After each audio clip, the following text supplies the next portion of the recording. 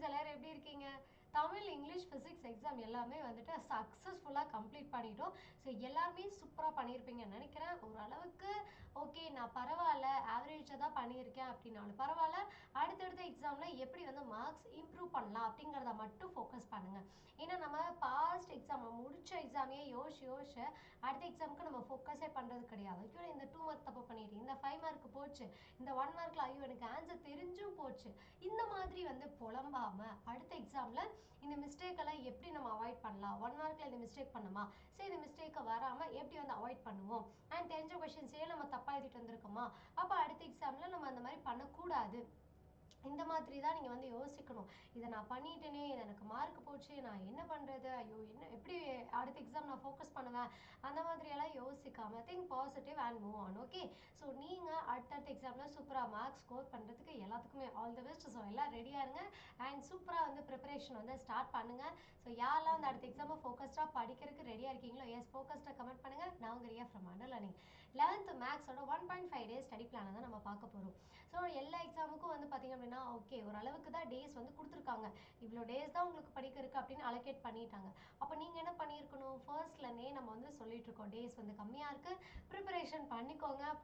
நிறைய பேர் வந்து அசால்ட்டாக இருந்துட்டீங்க, பரவாயில்ல 1.5 நாள் இருக்குது, எப்படி வந்து அதை ப்ராப்பராக யூட்டிலைஸ் பண்ணலாம் அப்படிங்கிறத மட்டுமே வந்து ஃபோக்கஸ் பண்ணுங்கள்.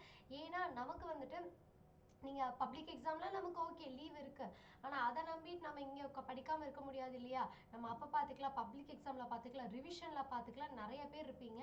அந்த மைண்ட் செட்லேருந்து கொஞ்சம் வெளியே வந்துருங்க. மேக்ஸை பொறுத்த வரைக்கும் மேக்ஸுன்னு கிடையாதுப்பா, மேக்ஸிமம் எல்லாமே வந்துட்டு ஹாஃப் இயர் எக்ஸாம் மார்க்கை பேஸ் பண்ணி தான் இருக்கும். முக்கியமாக மேக்ஸ் எக்ஸாம் எல்லாம் நீங்கள் இந்த கொஷின்ஸ் எப்படி வந்து அட்டென்ட் பண்ணுறீங்க அப்படிங்கிறத பொறுத்து தான் பப்ளிக்கை ப்ரெடிக்ட் பண்ண முடியும். ஏன்னா இதில் ஒரு சில கிரியேட்டிவ் கொஷின் தான் கேட்பாங்க, ஆனால் பப்ளிக்கில் கண்டிப்பாக கிரியேட்டிவ் கொஷின் இருக்கும். ஸோ அப்போ எப்படி வந்து கேட்டிருக்காங்க, எந்த மாதிரி வந்து ப்ரிப்பேர் பண்ணலாம் அப்படிங்கிறது எல்லாத்தையும் நீங்கள் வந்து ஃபோக்கஸ் பண்ணணும். ஒவ்வொரு குட்டி குட்டி திங்ஸும் ஃபோக்கஸ் பண்ணீங்க அப்படின்னா தான் சூப்பராக மார்க் ஸ்கோர் பண்ண முடியும். சரியாப்பா? ஓகே, ஸோ இப்போ நம்ம 11th சிலபஸில் வந்துட்டு இருக்கிற ஹை வெயிட்டேஜ் சாப்டர்ஸ் சொல்லிடுறேன். அந்த சாப்டர்ஸ்லேருந்து கண்டிப்பாக உங்களுக்கு ஹையஸ்ட் நம்பர் ஆஃப் கொஷின்ஸ் வந்து கேட்டுருவாங்க. சரியா? ஸோ 1 2 3 6ல் நீங்கள் எடுக்கணும். நெக்ஸ்ட் வந்து பார்த்தீங்க அப்படின்னா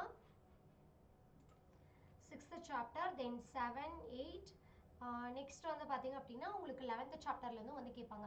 ஸோ இந்த சாப்டர்ஸ்லேருந்து கிரியேட்டிவ் கொஷின் கண்டிப்பாக எக்ஸ்பெக்ட் பண்ணலாம். நம்ம சம்டைம்ஸ் வந்து இந்த 12th சாப்டர்லேருந்து கேட்பாங்க.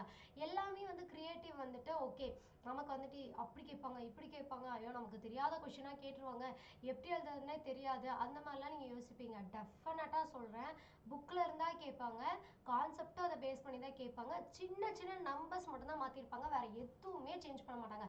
இது வரைக்கும் அந்த கிரியேட்டிவ் கொஷின்ஸை வச்சு சொல்கிறேன்ப்பா, வெறும் நியூமெரிக்கல்ஸ் மட்டும் தான் சேஞ்ச் பண்ணியிருப்பாங்க, வேறு எந்த சேஞ்சஸும் இருக்காது.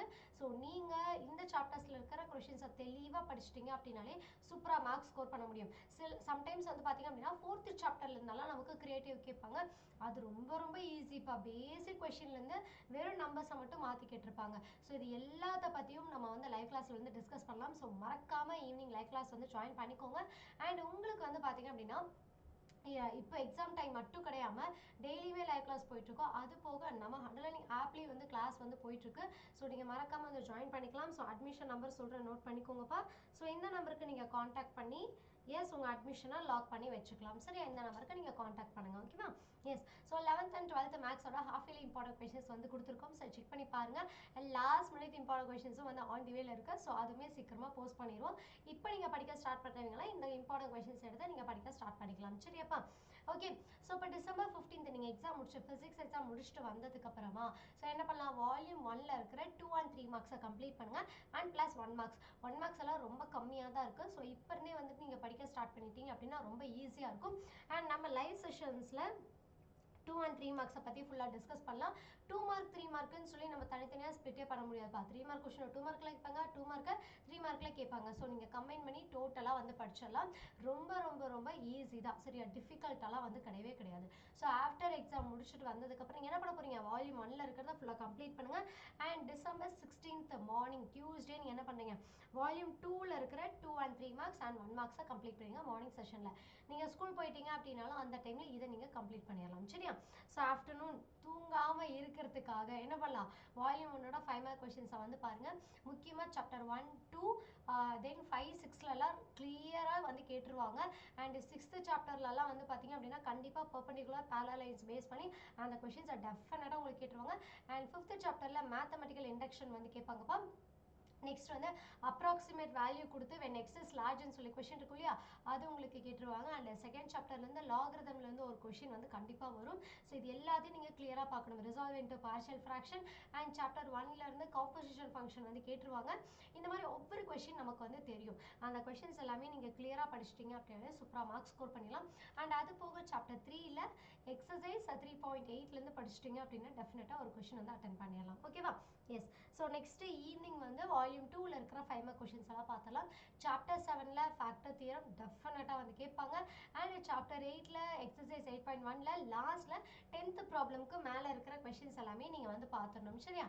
அதுக்கப்புறமா நீங்கள் நெக்ஸ்ட்டு எக்ஸசைஸ் 8.3ல் ஸோ உங்களுக்கு வந்து ரைட் ஆங்கிள் ட்ரையாங்கிள் ஃபார்ம் பண்ண சொல்லி கேட்பாங்க இல்லையா, அந்த question and coplanar question. So இந்த கொஷின்ஸ் எல்லாத்தையும் நீங்கள் கிளியராக பார்த்துக்கணும். ஸோ அது போக நமக்கு வந்து சாப்டர் 9ல் இருக்கிற result and theorem, next chapter 10 and 11ல் இருக்கிற எல்லா இம்பார்ட்டன்ட் கொஷின்ஸும் நம்ம லைவ் செஷனில் டிஸ்கஸ் பண்ணிடலாம். ஸோ மறக்காமல் லைவ் ஜாயின் பண்ணிக்கோங்க.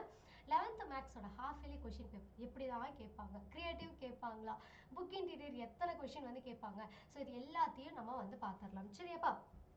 ஸோ ஃபர்ஸ்ட் வந்துட்டு நமக்கு 1 மார்க் கொஷின்ஸ் வந்து எல்லாமே வந்து புக்கில் தான் கேட்டிருக்காங்க. எதுவுமே வந்து புக் பேக் கிடையாது. ஸோ சாப்டர் 1லேருந்து 2 கொஷின்ஸ் கேட்டிருக்காங்க. அண்ட் சாப்டர் 2லேருந்து 1 கொஷின், சாப்டர் 3லேருந்து 1 கொஷின், சாப்டர் 4ல் 2 கொஷின்ஸ் வந்து கேட்டிருக்காங்கப்பா. சாப்டர் 5ல் எஸ் 2 கொஷின்ஸ் கேட்டிருக்காங்க. சாப்டர் 6ல் 2. அப்போ மெஜாரிட்டி வந்து பார்த்துக்கோங்க உங்களுக்கு சாப்டர் 1 அண்ட் 4. நெக்ஸ்ட் வந்து பார்த்தீங்க அப்படின்னா 5, 6, 7 அண்ட் 9, 10, 12. சரியா? ஸோ இந்த சாப்டர்ஸ்லேருந்தெல்லாம் நமக்கு 2 கொஷின்ஸ் வந்து கேட்டிருக்காங்க. அப்போ அந்த சாப்டருக்கு கொஞ்சம் வந்து ஹை ப்ரியாரிட்டி கொடுத்து படிச்சுக்கோங்க. டெஃபினட்டாக புக் பேக்கில் இருந்தால் இப்போதைக்கு கேட்பாங்க, ஹாஃப் இயர்லிக்கு புக் பேக்கில் இருந்தால் கேட்பாங்க. ஸோ உங்களுக்கு வந்துட்டு பப்ளிக் எக்ஸாமில் வந்து புக் இன்டீரியர் வந்து கண்டிப்பாக 2 to 3 கொஷின்ஸ் வந்து கேட்டுருவாங்க. சரியாப்பா? ஓகே. ஸோ அடுத்தது நமக்கு எஸ் 2 மார்க் கொஷின். ஸோ இதில் கொஷின் நம்பர் 30 வந்து compulsory. So compulsory question first எதுலேருந்து கேட்டிருக்காங்கன்னு பார்த்துடலாம். எக்ஸசைஸ் 10.2ல் 20th கொஷின் ரொம்ப ரொம்ப ரொம்ப ஈஸி கொஷின். ஜஸ்ட்டு நீங்கள் டிஃப்ரென்ஷியேட் பண்ணி நீங்கள் அங்கே எழுத போகிறீங்க, அவ்வளோதான். ரொம்ப ஈஸியான கொஷின். ஓகே. ஸோ அடுத்தது வந்து பார்த்தீங்க அப்படின்னா 21st கொஷின் வந்து பாருங்கள். எக்ஸசைஸ் 2.4ல் ஃபஸ்ட்டு கொஷின். ஒரு டைம் இந்த கொஷினே வந்து பார்த்தீங்க அப்படின்னா க்ரியேட்டிவாக கேட்டிருக்காங்க. ஸோ அதை எப்படி கேட்டிருந்தாங்க அப்படிங்கிறத பார்த்துலாம். ஒன்றும் இல்லை, ரூட்டை மட்டும் மாற்றி கொடுத்துட்டாங்க. 7 and -3 இருக்கா, 7 and -7ன்னு சொல்லி கொடுத்துருந்தாங்க. அண்ட் 3 and -3ன்னு சொல்லி மாற்றி கொடுத்துருந்தாங்க. ஸோ இது நீங்கள் தெரிஞ்சு வச்சிட்டிங்க. குவாட்ரேட்டிக் ஈக்குவேஷனில் ரூட்ஸை வச்சு எப்படி கண்டுபிடிக்கிறது அப்படிங்கிறத கண்டுபிடிச்சிட்டிங்க அப்படின்னாலே போதும். அதாவது ரூட்ஸை வச்சு நீங்கள் குவாட்ரேட்டிக் ஈக்குவேஷனை கன்ஸ்ட்ரக்ட் பண்ண போகிறீங்க, அவ்வளோதான். சரியா?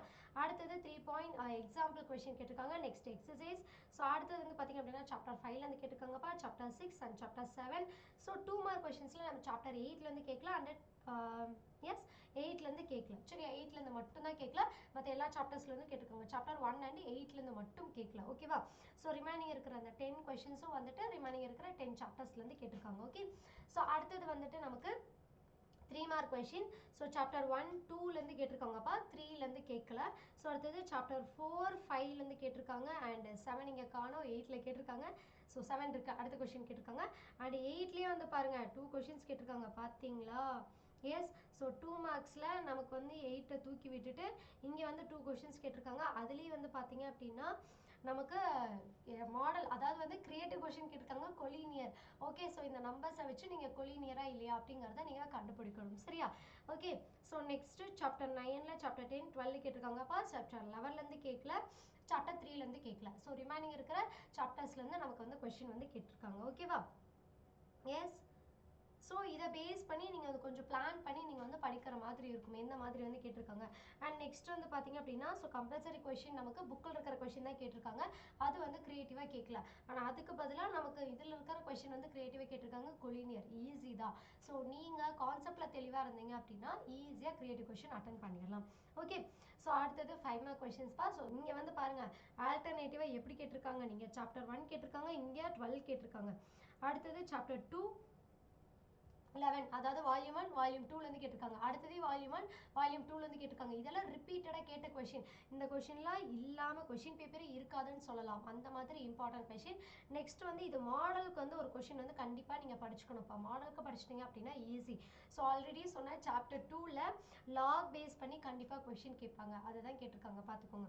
எஸ். ஸோ நெக்ஸ்ட் வந்து பார்த்தீங்க அப்படின்னா when x is large அப்படிங்கிற கொஷின் வந்து எக்ஸாம்பிள் இது எக்ஸாம்பிள் 5.25 இதே மாடலில் எக்ஸசைஸ் இருக்குது. டெஃபினட்டாக அதையும் வந்து பார்த்துக்கோங்க. இந்த கொஷின் கண்டிப்பாக வந்து கேட்டுருவாங்க. சரியாப்பா? எஸ். ஸோ அடுத்தது வந்து நமக்கு சாப்டர் 10லேருந்து வந்து கேட்டிருக்காங்க.